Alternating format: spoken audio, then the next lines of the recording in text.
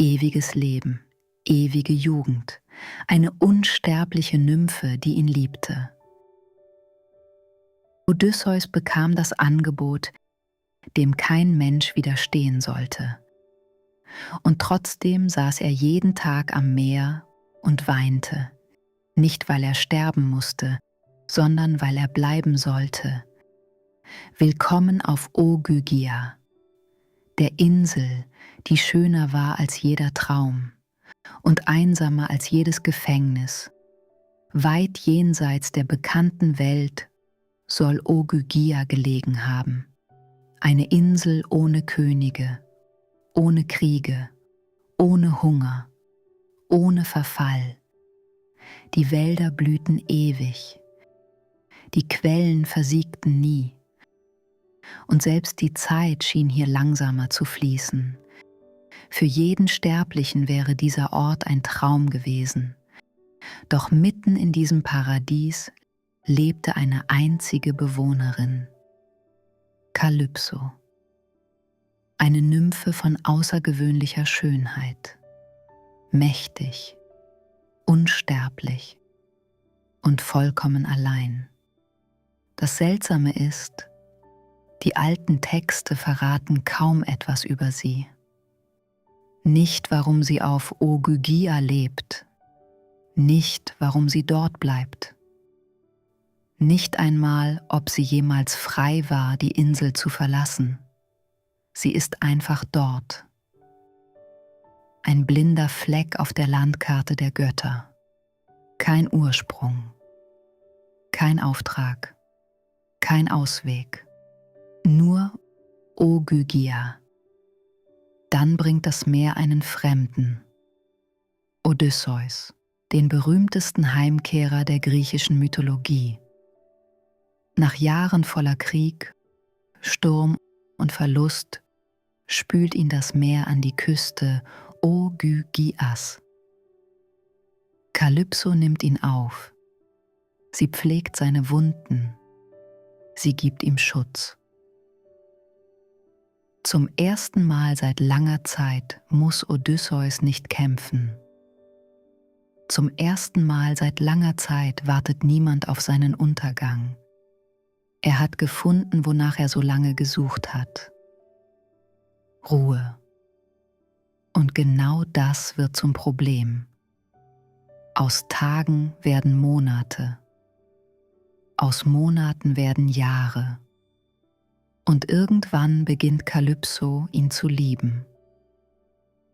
Vielleicht ist er der erste Mensch seit unvorstellbarer Zeit, der ihre Einsamkeit durchbricht. Vielleicht sieht sie in ihm mehr als einen Schiffbrüchigen. Vielleicht sieht sie einen Ausweg. Odysseus wollte die Insel verlassen.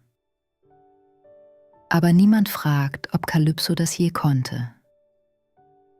7 Jahre vergehen. Dann macht Kalypso ihm ein Angebot, das kein Sterblicher erhalten hat. Bleib. Und du wirst niemals sterben. Keine Falten. Keine Krankheit. Kein Ende. Nur endlose Tage auf einer Insel, die niemals vergeht. An ihrer Seite. Die meisten Geschichten würden hier enden. Mit einem Happy End. Doch Odysseus lehnt ab. Nicht einmal. Nicht aus Trotz. Sondern immer wieder. Tag für Tag sitzt er am Ufer und blickt auf das Meer.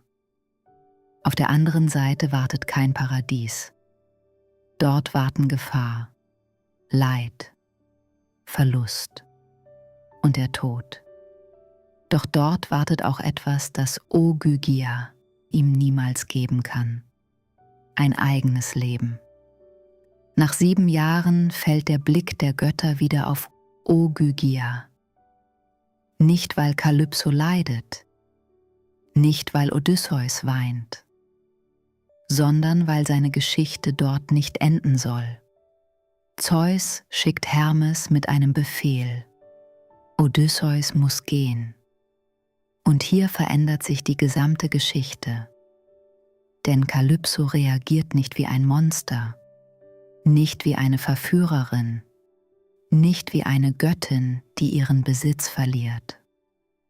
Stattdessen stellt sie eine Frage, eine unbequeme Frage. Warum dürfen männliche Götter sterbliche Frauen lieben, aber wenn eine Göttin einen sterblichen Mann liebt, wird sie bestraft? Zum ersten Mal hören wir Bitterkeit in ihrer Stimme.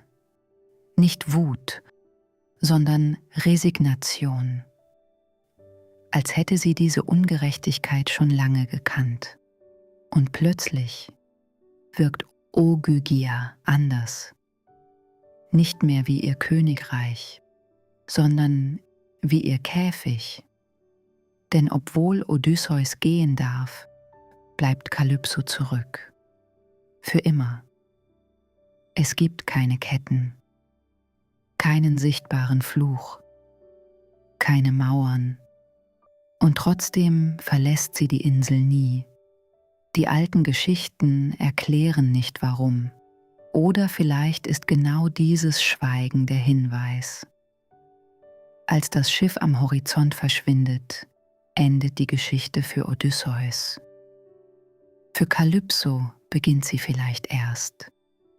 Denn sie erhält nichts, keine Belohnung, kein neues Leben, keine Befreiung. Nur dieselbe Insel, dieselben Wälder, dasselbe Meer und dieselbe Ewigkeit. Vielleicht war Ogygia niemals das Gefängnis des Schiffbrüchigen. Vielleicht war es von Anfang an das Gefängnis seiner Herrscherin.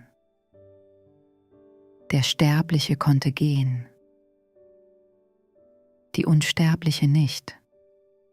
Manchmal stellen wir uns Unsterblichkeit als Geschenk vor. Doch vielleicht wird selbst das größte Paradies irgendwann zu einem Gefängnis, wenn man es niemals verlassen kann. Wenn dich solche vergessenen Orte faszinieren, dann bleib auf diesem Pfad. Denn Ogygia war nicht der einzige Ort, an dem die alten Geschichten etwas zurückgelassen haben. Manche Inseln verschwinden, andere warten nur darauf, wiedergefunden zu werden. Vielleicht war Kalypso nie die Wächterin von Ogygia, sondern ihre letzte Gefangene.